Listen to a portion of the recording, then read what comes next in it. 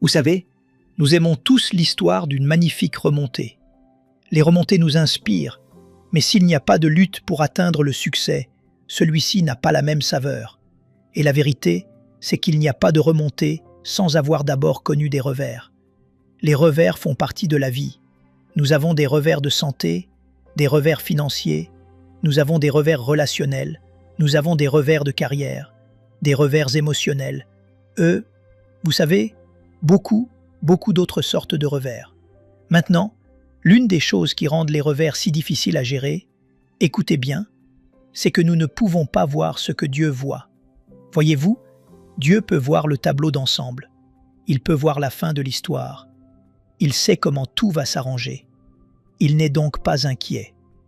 Mais nous nous inquiétons parce que nous ne savons pas comment cela va se terminer. Nous ne voyons pas comment les pièces du puzzle s'assemblent. Je ne peux pas voir comment les revers dans ma vie sont en réalité des tremplins pour m'amener là où Dieu veut que je sois. Maintenant écoutez, les revers sont les tremplins vers notre objectif si nous faisons confiance à Dieu et si nous réagissons correctement.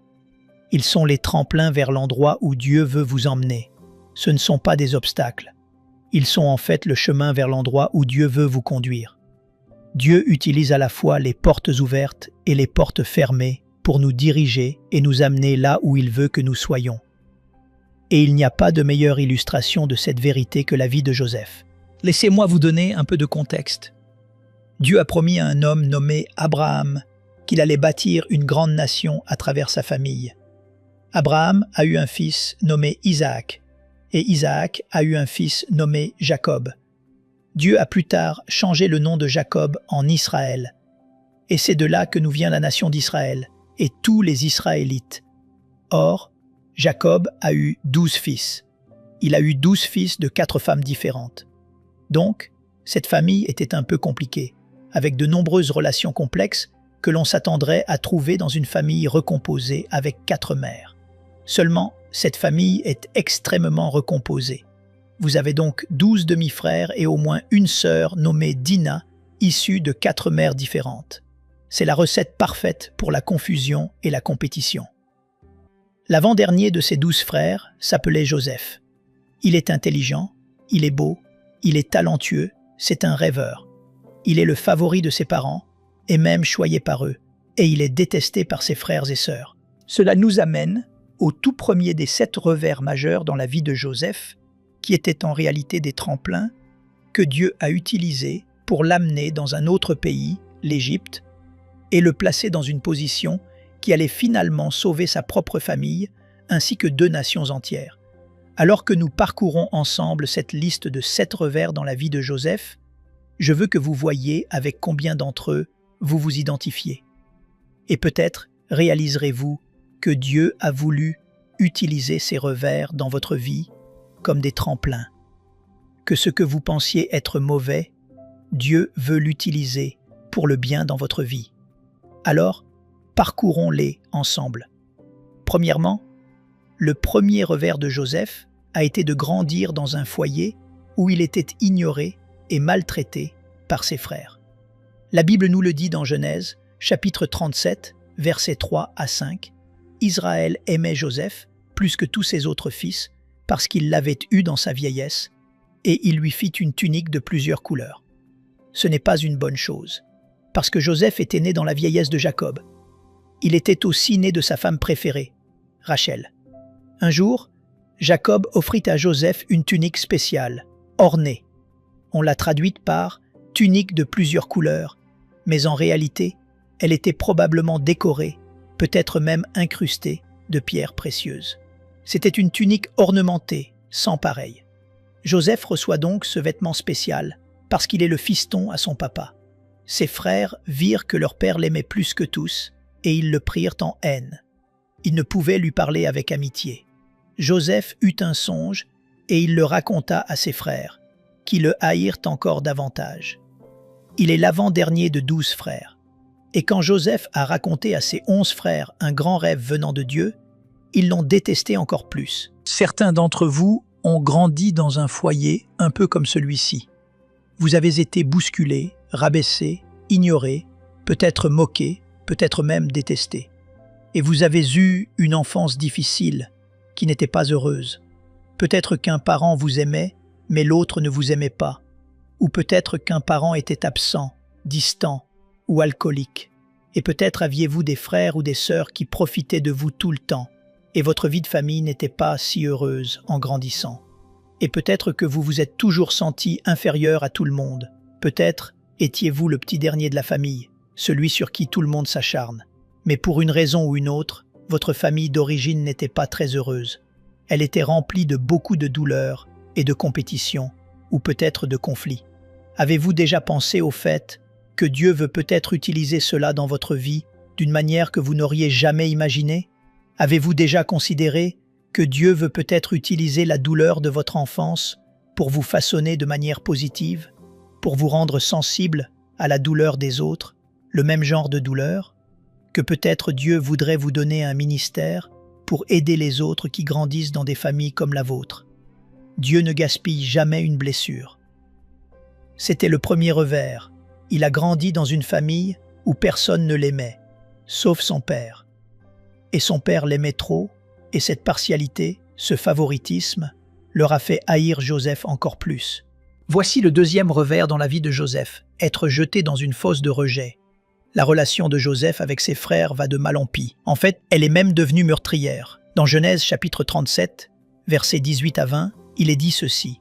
« Ils le virent de loin, et avant qu'il fût près d'eux, ils complotèrent de le faire mourir.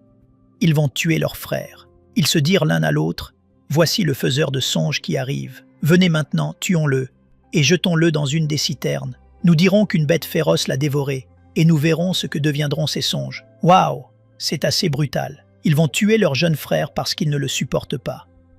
Il est dit, au verset 21 à 24, « Ruben entendit cela, et il le délivra de leurs mains. Il dit, « N'ôtons pas la vie. » Ruben était l'un des frères aînés du groupe, il a donc un peu plus la tête sur les épaules. Ruben a dit, « Ne le tuez pas, jetons-le simplement dans la citerne, ici dans le désert, et ainsi nous ne répandrons pas de sang. » Eh bien, vous allez quand même le tuer. Nous ne répandrons pas de sang. Et il dit cela en projetant secrètement de sauver Joseph et de le renvoyer à son père. Ils ont pensé que c'était une bonne idée. Lorsque Joseph fut arrivé auprès de ses frères, ils le dépouillèrent de sa tunique, de la tunique de plusieurs couleurs qu'il avait sur lui. Ils le prirent et le jetèrent dans la citerne. Cette citerne était vide. Il n'y avait point d'eau. C'est un revers, n'est-ce pas? C'est un revers. Toute votre famille s'est retournée contre vous.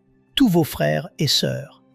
L'une des expériences les plus douloureuses de la vie est l'expérience du rejet. Je doute que vous ayez été jeté dans une citerne, mais nous avons tous fait face au rejet d'une manière ou d'une autre. Pour Joseph, c'est assez radical. Ils veulent le tuer, mais ils veulent le laisser dans une citerne sans eau et le laisser mourir lentement dans le désert. Je doute que cela ait été aussi grave pour vous, mais vous avez probablement vécu des expériences dans la vie où vous avez été rejeté par quelqu'un, ou quelqu'un qui était censé vous aimer ne l'a pas fait, et vous a simplement mis de côté. Ils vous ont jeté dans la fosse du rejet. Ils vous ont tourné le dos, ils sont partis et vous ont laissé en plan, sans ressources, sans issue. Et vous n'avez rien pour vous défendre. Vous êtes dans une citerne dans le désert, et ils sont partis dîner avec quelqu'un d'autre. C'est un revers, et c'est douloureux. Et si vous avez subi ce genre de rejet, je suis désolé. Vraiment, en tant que votre pasteur, je suis désolé. Quand cela est arrivé à Joseph, il n'était qu'un adolescent. Il n'a que 17 ans. C'est assez difficile de voir toute sa famille se liguer contre soi comme ça. C'est un traumatisme. On s'attendrait à ce qu'il souffre de stress post-traumatique. Mais ensuite, vient un troisième revers, et certains d'entre vous ont aussi vécu cela, peut-être au travail. Voici le troisième revers, être vendu pour de l'argent. Être vendu pour de l'argent. Certains d'entre vous ont connu cela au travail. Genèse chapitre 37, versets 26 à 28 dit ceci. Après avoir jeté Joseph dans la citerne, les frères s'assirent pour dîner. Ils allaient simplement l'ignorer. Mais ensuite, ils virent une caravane de marchands qui passait, se dirigeant vers l'Égypte, avec des chameaux chargés d'aromates, de baume et de myrrhe. Alors Judas, un autre des frères aînés, dit à ses frères, « Eh les gars, nous ne gagnerons rien si nous laissons simplement notre frère mourir dans cette citerne. Alors, vous savez, pourquoi ne pas gagner un peu d'argent là-dessus? et nous partagerons tous les bénéfices de la dissimulation du meurtre. Alors, faisons ceci. Ne le tuons pas, vendons notre frère à ces marchands, nous ferons un peu d'argent. » Et tous les frères pensèrent que c'était une bonne idée. « D'accord, laissez-moi m'arrêter ici. » Tous les frères pensèrent que c'était une bonne idée. La majorité a souvent tort. Ce n'est pas parce que tout le monde le fait que c'est la bonne chose à faire. Ce n'est pas parce que tout le monde pense que c'est bien que ça l'est. Ce qui est bien si c'est bien. Ce qui est mal si c'est mal. Peu importe le nombre de personnes qui disent que quelque chose est bien, la moralité n'est pas déterminée par la majorité. Tous les frères pensaient que c'était une bonne chose. Eh bien, ils avaient tous tort. Et donc, ils vendirent Joseph pour 20 sicles. Laissez-moi m'arrêter ici. Ils vendirent Joseph pour 20 sicles aux marchands. Dans le livre de l'Exode, il est dit que les esclaves se vendaient à cette époque pour 30 sicles. Ils ne le vendent même pas au prix du marché. Ils le vendent pour une bouchée de pain. Et ils vendent leur frère pour 20 sicles. Ce n'est même pas le prix d'un esclave normal. Ils vendirent Joseph pour 20 sicles aux marchands qui l'emmenèrent en Égypte. La situation ne fait qu'empirer.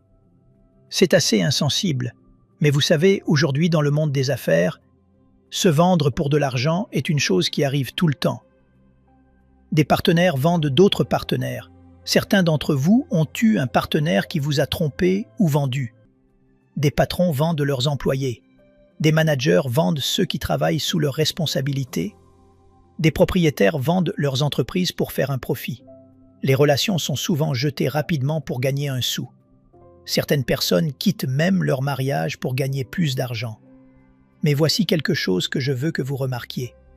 Les frères ont une mauvaise motivation pour ce qu'ils font. D'accord ? Ils ont dit « Nous allons gagner de l'argent, alors vendons notre frère en esclavage. » Et les conséquences seront incroyablement douloureuses pour Joseph. En fait, elles vont changer le reste de sa vie. Mais malgré le fait que ce soit une mauvaise chose avec une mauvaise motivation, Dieu l'a intégré dans un plan pour le bien. Et ce revers, où il est vendu en esclavage, va en fait être un tremplin vers la gloire et la grandeur future de Joseph.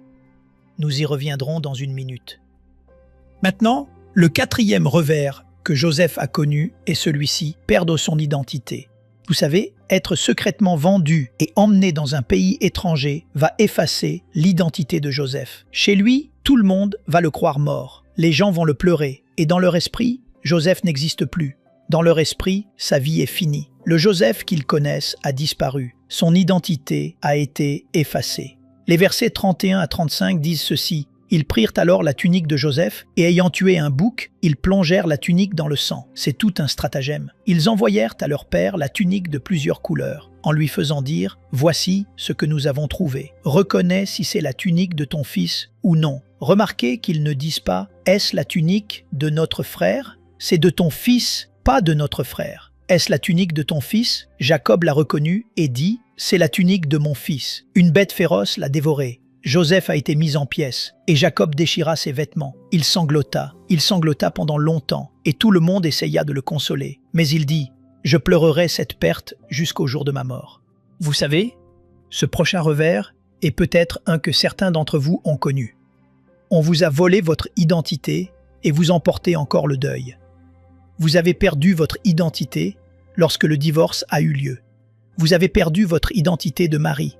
Vous avez perdu votre identité d'épouse. Vous avez perdu votre identité de père, si vous avez perdu votre identité de mère. Vous avez perdu votre emploi. Vous avez perdu votre identité de PDG ou de propriétaire de petite entreprise. Et quelque chose dans lequel vous aviez trouvé votre identité vous a été enlevé et vous ne le retrouverez jamais. Je suis désolé. En tant que votre pasteur qui vous aime, je suis désolé. C'est un grand revers. Mais le revers ne doit pas être la fin de l'histoire. Joseph va recevoir une toute nouvelle identité, une identité encore meilleure. Voici le cinquième revers auquel Joseph a été confronté. Être forcé de prendre un travail que vous ne voulez pas. Beaucoup d'entre vous connaissent ça. Vous n'avez pas pu trouver le travail que vous vouliez et vous avez dû accepter un travail et vous contenter de moins que ce qu'il y a de mieux. Vous savez, en quelques jours, Joseph passe du statut de fils choyé dans la maison de son père à celui d'esclave dans la maison de quelqu'un d'autre. Il fait maintenant un travail qu'il ne s'attendait jamais à faire. Il passe maintenant ses journées d'une manière qu'il n'avait jamais prévue, dans un pays étranger. C'est un immigré, un esclave sous contrat. Le verset 39 dit ceci. En fait, c'est le chapitre 39. Pendant ce temps, en Égypte, les marchands vendirent Joseph comme esclave à Potiphar, un homme qui était un officier de Pharaon, le roi d'Égypte. Il se peut qu'en ce moment, certains d'entre vous occupent un emploi que vous n'aimez vraiment pas faire. Vous n'aimez pas le faire, vous aimeriez ne pas avoir à le faire. Vous aimeriez faire autre chose ailleurs. Et le travail que vous occupez en ce moment ressemble à du travail d'esclave. Il vous semble dégradant. Ce n'est pas ce que vous aviez l'habitude de faire. Et cela ressemble à un revers. Et beaucoup d'entre vous peuvent probablement s'identifier à Joseph et à ce qu'il a ressenti. Il se dit « Je n'ai pas signé pour ça ». Mais vous savez, quoi que Joseph fit et où qu'il alla, il faisait de son mieux avec ce qu'il avait pour Jésus-Christ, pour Dieu. Il servait de tout son cœur et il faisait de son mieux pour honorer Dieu par un bon travail et un bon caractère. En fait, dans ce cas, il prend un travail dégradant, le travail d'un esclave, et il lui donne un sens. Il a pris un travail dégradant et lui a donné un sens. Comment? En l'accomplissant pour Dieu plutôt que pour un maître humain. Il voyait Dieu comme son patron, pas les humains comme ses patrons, et il abordait chaque tâche avec l'attitude de « je vais faire cela pour Dieu ». Et donc, son excellence s'est démarquée, et il a commencé à être promu par son maître. Mais la femme de son patron avait d'autres plans. Et cela nous mène au 6e revers. Et le 6e revers dans la vie de Joseph fut d'être puni pour avoir fait ce qui est juste. Être puni pour avoir fait ce qui est juste. Certains d'entre vous ont vécu cela. Vous savez, parfois nous avons des problèmes parce que nous avons fait la mauvaise chose et nous avons provoqué le problème nous-mêmes. Mais il y a d'autres moments où nous avons des problèmes pour avoir fait la bonne chose. Et c'est ce qui est arrivé à Joseph. Il est faussement accusé, en fait, de viol. Et dans Genèse, chapitre 39, il est dit, je crois, au verset 18 et 19, « Or, Joseph était bien bâti. » C'est ce que dit la Bible. Joseph était bien bâti et très beau. Et après un certain temps, la femme de son maître le remarqua. Elle se dit, « Il est bien bâti et beau. » Et elle commença à le convoiter. Et elle supplia Joseph, « Couche avec moi. » Mais Joseph refusa, disant, « Comment pourrais-je faire une chose aussi mauvaise et pécher contre Dieu et mon maître? C'est de l'intégrité. » Et bien qu'elle tenta Joseph jour après jour, il refusa de coucher avec elle, ou même d'être seul avec elle. Il établit les limites dans sa vie. Il ne voulait même pas être seul avec elle. Mais un jour, alors que Joseph travaillait à l'intérieur de la maison, aucun des serviteurs de la maison n'était à l'intérieur. Alors la femme de Potiphar s'approcha de lui par derrière et saisit Joseph par sa tunique, exigeant « Couche avec moi, tout de suite !» Mais Joseph résista, se dégagea de sa tunique et s'enfuit dehors. Je veux dire, il court maintenant. Quand elle vit qu'elle avait encore sa tunique dans sa main, elle inventa cette histoire pour les autres serviteurs. « Regardez, l'esclave hébreu a essayé de m'agresser, mais j'ai crié, elle n'a rien fait de tel. Alors il s'est enfui de la maison, mais il a laissé sa tunique ici. » Et quand son mari rentra à la maison, elle lui raconta la même histoire. Potiphar, son patron, brûla de colère en entendant les accusations de sa femme. Et il arrêta Joseph sur le champ, l'emmena et le jeta dans la prison du roi. Oh waouh! Il n'a rien fait de mal. Il n'a fait que servir son maître. Il a fait preuve d'intégrité. Il a fait la bonne chose. Et maintenant, il est jeté en prison. La vie de Joseph, pendant 13 ans, ne fait que descendre, descendre, descendre, descendre, descendre. Un revers après l'autre. Il passe de la citerne aux marchands, à l'Égypte, à l'esclavage. Et maintenant, il est en prison. Ce n'est pas ce qu'on appelle une mobilité ascendante. Il subit un revers après l'autre. Aucun de ces revers n'est de sa faute. Que faites-vous quand les revers sont causés par d'autres personnes? Chacun de ces revers dans sa vie, il ne les a pas causés. Il y en a eu un de plus. Donc, Ce dernier revers que Joseph a affronté, c'est d'être oublié par les gens que vous avez aidés.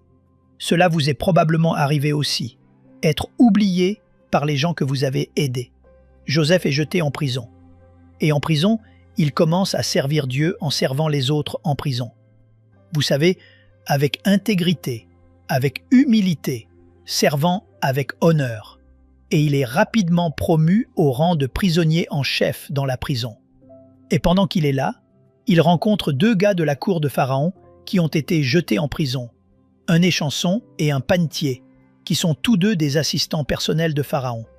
Et pour faire court, il interprète quelques rêves, il apprend à connaître ces deux gars, et quand il interprète un rêve, Joseph dit ceci à l'un d'eux.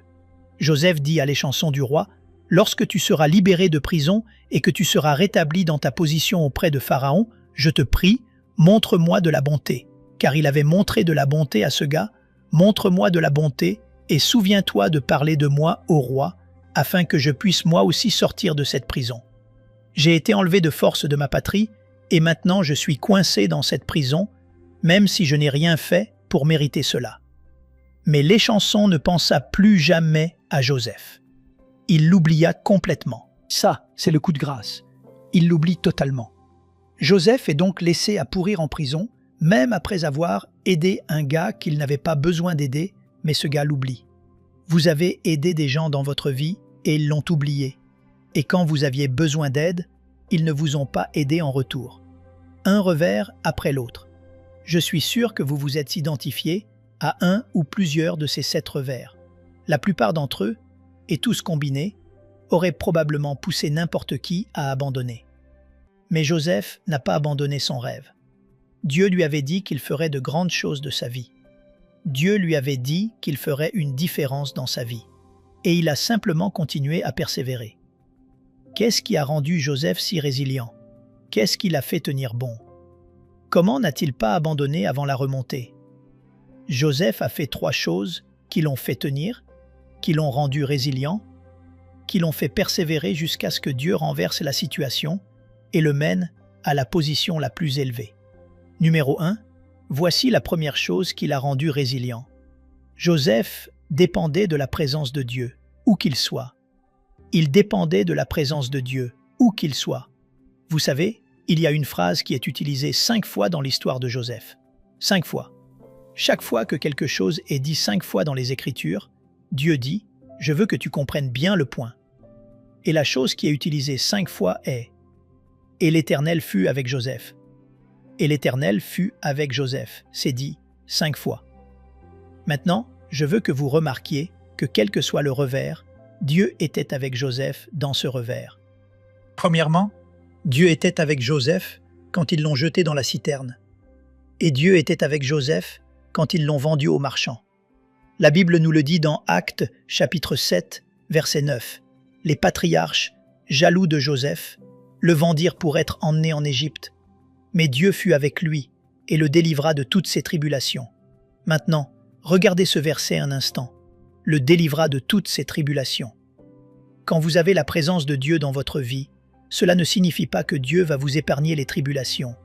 Cela signifie que Dieu va vous faire traverser en toute sécurité. Dieu ne pouvait pas épargner à Joseph ses tribulations pour l'amener en Égypte et finalement là où il serait le second commandant après Pharaon.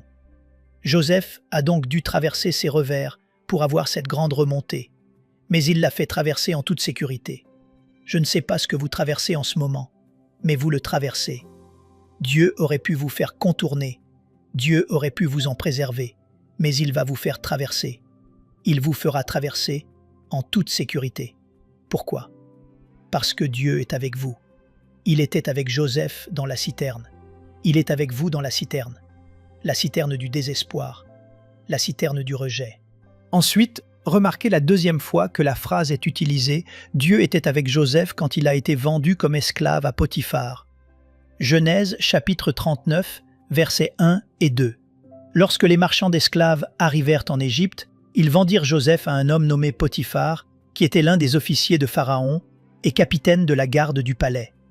C'est un homme haut placé. L'Éternel fut avec Joseph et la prospérité l'accompagna.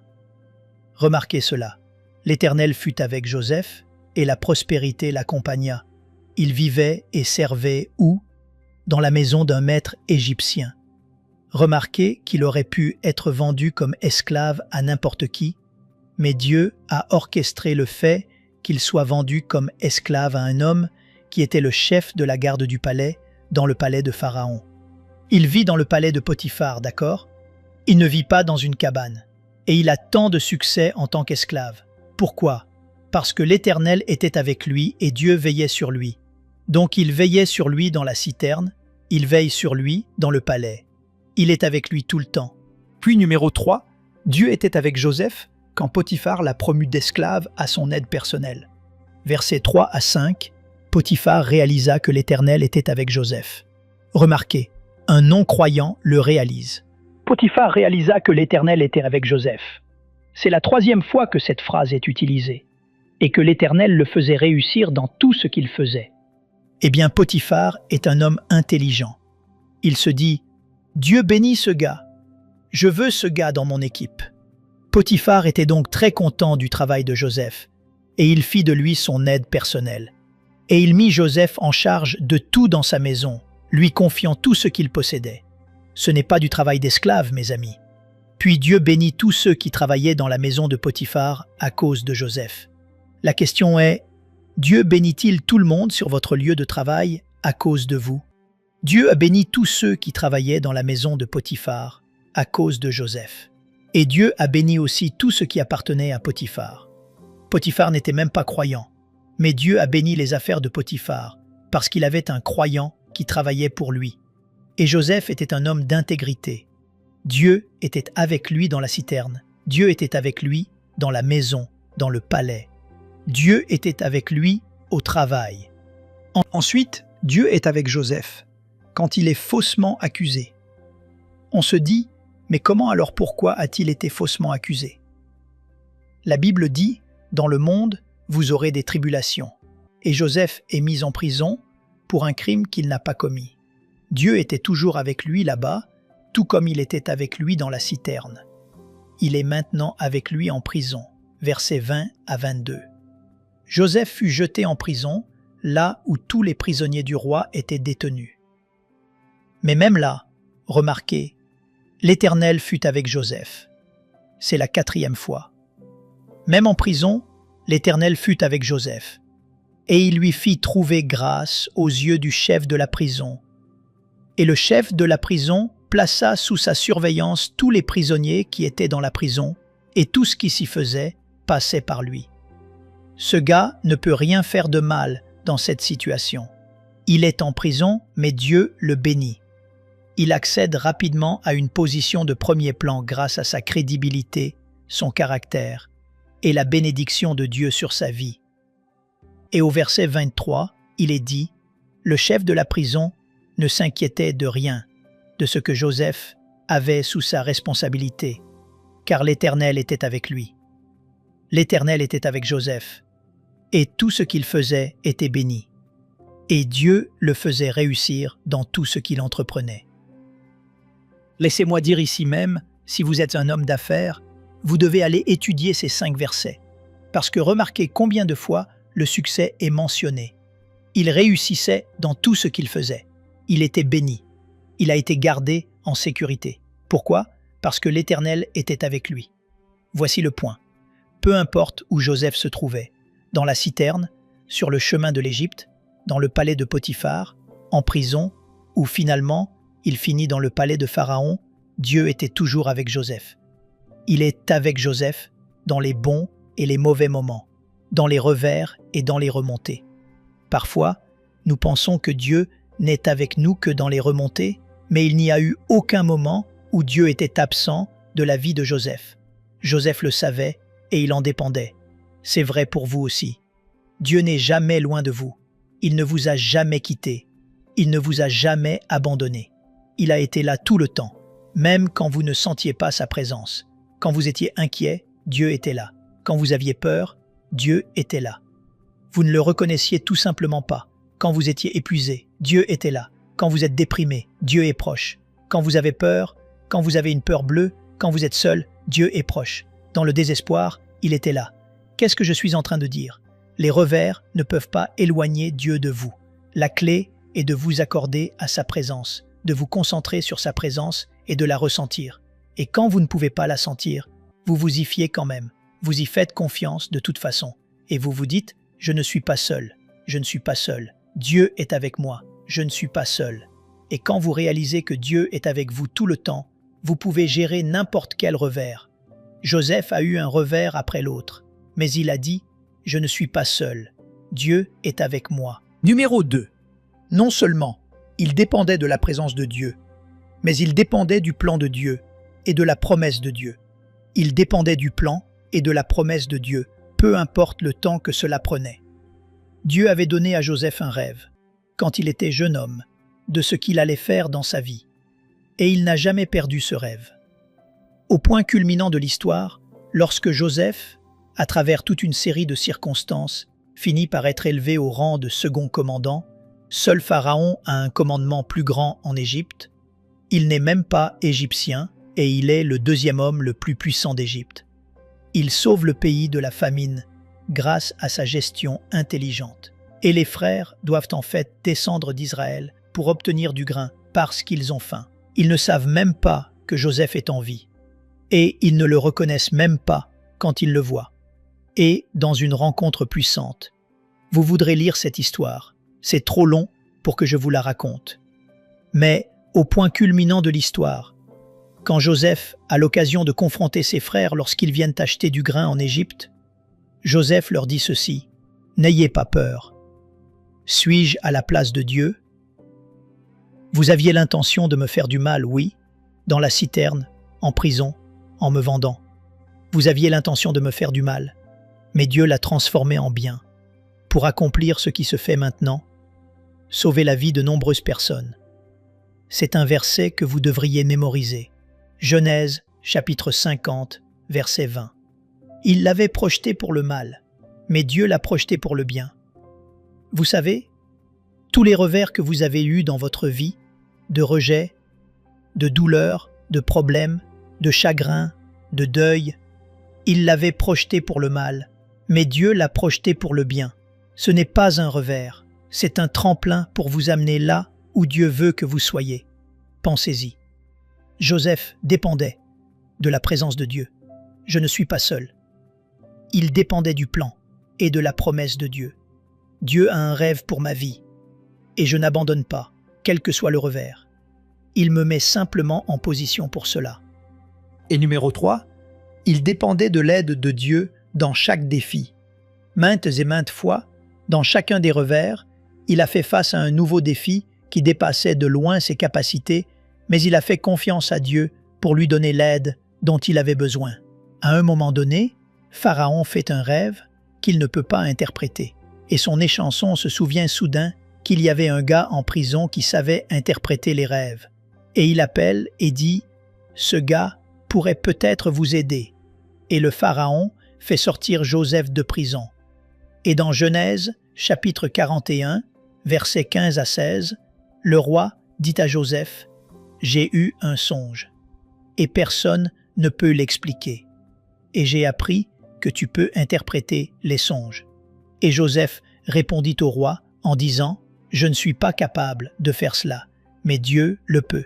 Je ne peux pas expliquer la signification des songes, mais Dieu le fera pour le roi. » Et il l'a expliqué. Et il est élevé, et il est embauché par Pharaon, et il devient second commandant, et il devient responsable de toute l'Égypte. Et au verset 41, nous voyons la plus grande remontée de tous les temps. Versets 39 et 44.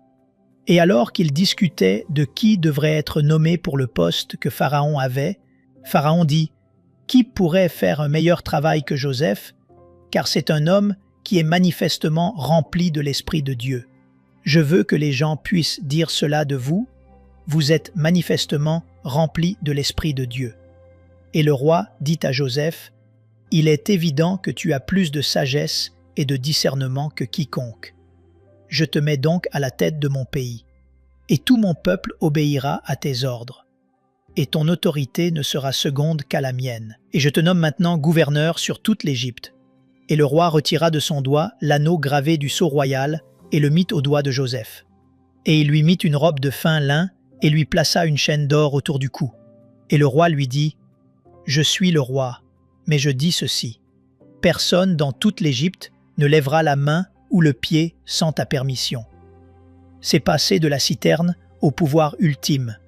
C'est une remontée incroyable. Maintenant, je ne sais pas quels revers vous avez traversés dans la vie. Je ne sais pas lesquels vous traversez en ce moment. Mais je veux vous poser 3 questions. Voulez-vous dépendre de la présence de Dieu, où que vous soyez? Voulez-vous, comme Joseph, dépendre de la présence de Dieu, où que vous soyez, que ce soit dans la citerne, le palais, la prison ou le palais royal?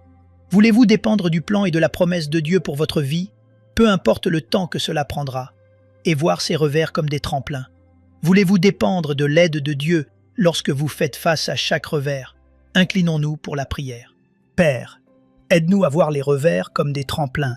Aide-nous à réaliser que nous ne pouvons pas voir la fin de nos vies, mais que toi, tu le peux.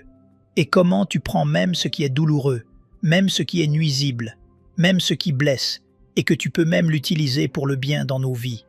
Et que chaque revers peut en fait être un tremplin pour nous amener là où tu veux nous amener, et nous mettre en position pour la bénédiction que tu as en réserve pour nous.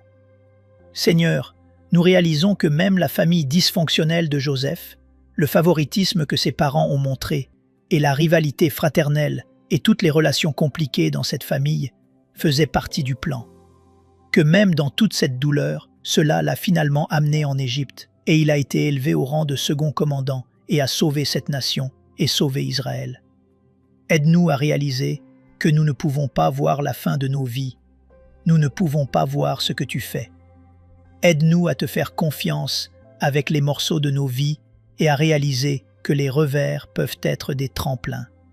Maintenant, priez. Dites, Jésus-Christ, viens dans chaque domaine de ma vie. Je te donne toutes les pièces du puzzle que je ne comprends pas et je veux te faire confiance. Dites ceci, Jésus-Christ, je veux dépendre de ta présence. Et même quand je ne peux pas la sentir, aide-moi à réaliser que tu es toujours avec moi. Je ne suis jamais seul, que je ne serai jamais abandonné par toi. Et peu importe le temps que cela prendra, aide-moi à faire confiance à ton plan, à faire confiance à tes promesses, à faire confiance à ton dessein dans ma vie, que tu as un bon plan pour ma vie, et que lorsque d'autres personnes le projettent pour le mal, tu le projettes pour le bien, et que tu es plus grand que les problèmes, que tu ne gaspilles jamais une blessure, qu'elles font toute partie des tremplins pour m'amener là où tu veux que je sois. Et puis Seigneur, aide-moi à te faire confiance pour m'aider et me donner la force et la puissance dans les défis que je ne peux pas affronter, qu'ils soient dans la citerne du rejet ou dans les problèmes d'être faussement accusé, ou quand je suis emprisonné, ou quand je fais un travail que je n'aime pas faire, ou toutes les différentes choses que Joseph a vécues.